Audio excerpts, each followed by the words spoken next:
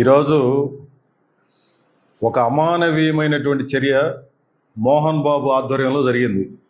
మోహన్ బాబు యూనివర్సిటీకి వైస్ ఛాన్సలర్గా ఉన్నటువంటి మోహన్ బాబు గారు సిగ్గుచేటు.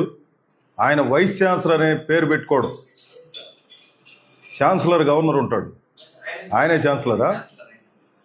ఈ రకమైనటువంటి దౌర్భాగ్యకరమైనటువంటి పద్ధతిలో బీయింగ్ ఏ ఛాన్సలర్ ఎట్లా ప్రవర్తించాలా?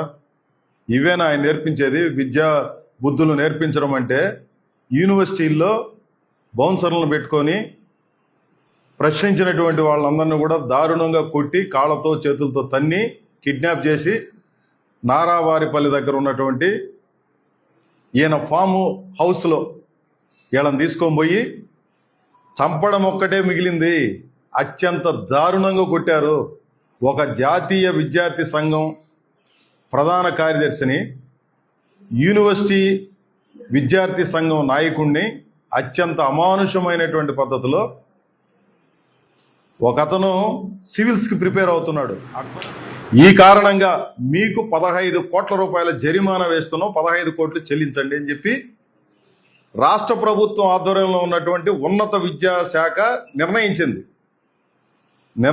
దాని మీద వీళ్ళు కోర్టుకు వెళ్ళారు. కోర్టుకు వెళ్ళి ఏదో వెసులుబాటు సంపాదించుకున్నారు, కొంత సమయాన్ని తీసుకున్నారు. ఇది యాక్చువల్గా జరిగింది. ఇదేమన్నా ప్రతిపక్ష పార్టీలో, విద్యార్థి సంఘాలు, ఇతర ప్రజా సంఘాలు చేస్తున్నటువంటి ఆరోపణలు కాదు. మీ కాలేజీలో, మీ విశ్వవిద్యాలయంలో జరుగుతున్నటువంటి అక్రమాలని వెలికితీసి మీకు ఫైన్ వేసింది. ఈ తప్పుకి ప్రజల ముందు నిలబడి క్షమాపణలు చెప్పి చెంపలేసుకోవాల్సినటువంటి మోహన్ బాబు దీన్ని ప్రశ్నిస్తున్నటువంటి విద్యార్థి సంఘ నాయకుల మీద గోండాలను పంపించి, బౌన్సర్లను పంపించి కలెక్టర్ ఆఫీస్కి వెళ్తూ ఉంటే, కలెక్టర్ దగ్గరికి వెళ్ళి విజ్ఞాపన చేయడానికి వెళ్తూ ఉంటే 3 ఇన్నోవా వెహికల్స్, ఆ ఇన్నోవా వెహికల్స్ నంబర్లు కూడా మేము కంప్లైంట్లు ఇచ్చాం. 3 ఇన్నోవా వెహికల్స్ కూడా విద్యానికేతన్ పేరుతోనే రిజిస్టర్ అయినాయి.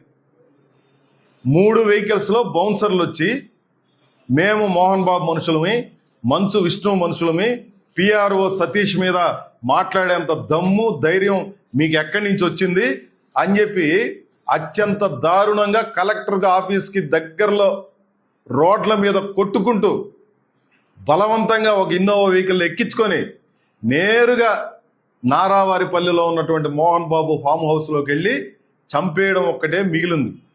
మాకు జరిగిన వెంటనే అక్కడ ఉన్నటువంటి స్టూడెంట్స్ నా దృష్టికి తీసుకొని వచ్చారు. నేను ఇమ్మీడియట్గా ఎస్పీ గారికి చెప్పాను, ఏఎస్పీ గారికి చెప్పాను, అదే మాదిరి కలెక్టర్ గారికి చెప్పాం. ఒక అదృష్టం ఏంటంటే ఒక రకంగా ఎస్పీ గారు, జిల్లా కలెక్టర్ గారు మామూలుగా రియాక్ట్ గల యుద్ధ ప్రాతిపదికన వాళ్ళు ఇమ్మీడియట్గా రెస్పాండ్ అయ్యి దళాలన్నింటినీ కూడా పంపించి వీళ్ళు అక్కడికి చేరుకొని వాళ్ళ ప్రయత్నాలన్నీ చేసే సమయంలోనే వీళ్ళని మొత్తం ఐడెంటిఫై చేసి ఏఎస్పీ రవి మనోహరాచారి ఆధ్వర్యంలో దళాలన్నింటి కూడా పంపించి వాళ్ళని పట్టుకొని మాకు ఇమ్మీడియట్గా ఇన్ఫామ్ చేశారు.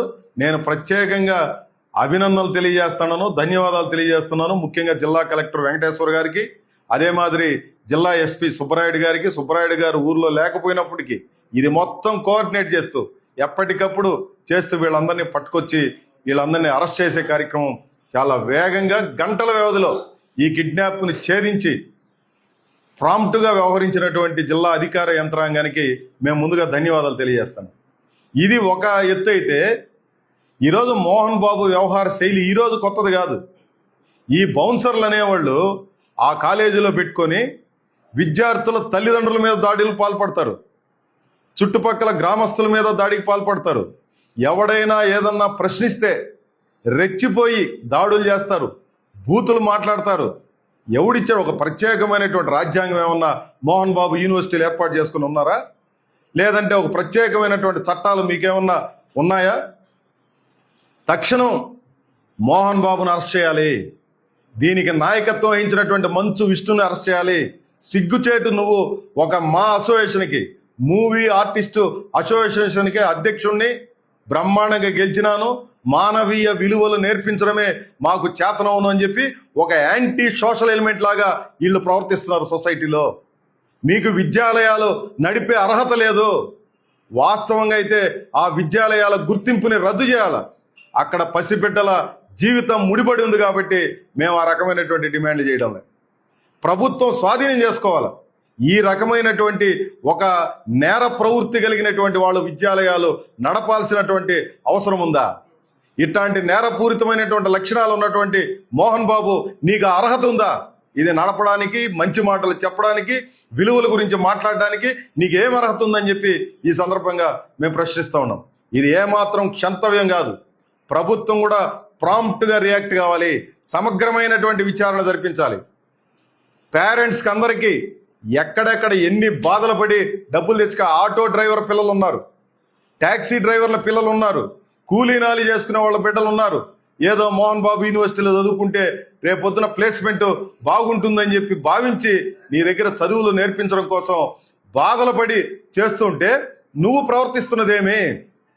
సొసైటీ డబ్బులు కోటాను కోట్లు తీసుకుంటూ మిద్దెలు మేడలు బ్రహ్మాండంగా కట్టుకొని ఈరోజు ఈ సమాజం నుంచి నువ్వు ఇంత పొంది ఆ సమాజంలో ప్రశ్నించే శక్తులకి ద్రోహపూరితంగా వ్యవహరిస్తున్నావు అంటే నేనేం చేయాలి? అందుకని మేము కోరేది ఆ పిఆర్ఓ సతీష్ అనేవాడు, అతను కేంద్రంగా ఇది జరిగింది. మొత్తం అతనే దీనికి కేంద్రం.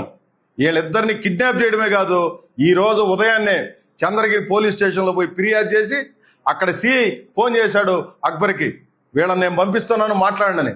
మాట్లాడడం అంటే ఇదేనా మాట్లాడడం? గతంలో మంచు విష్ణు, ఈ పిఆర్ఓ సతీష్ ఇద్దరు పంచాయతీ చేశారు, విద్యార్థి సంఘాల నాయకులతో మాట్లాడినారు. మాట్లాడి మేము తప్పులు సరిదిద్దుకుంటాం, మీరు దీన్ని పెద్ద చేయొద్దు అని చెప్పి రిక్వెస్ట్ చేశారు.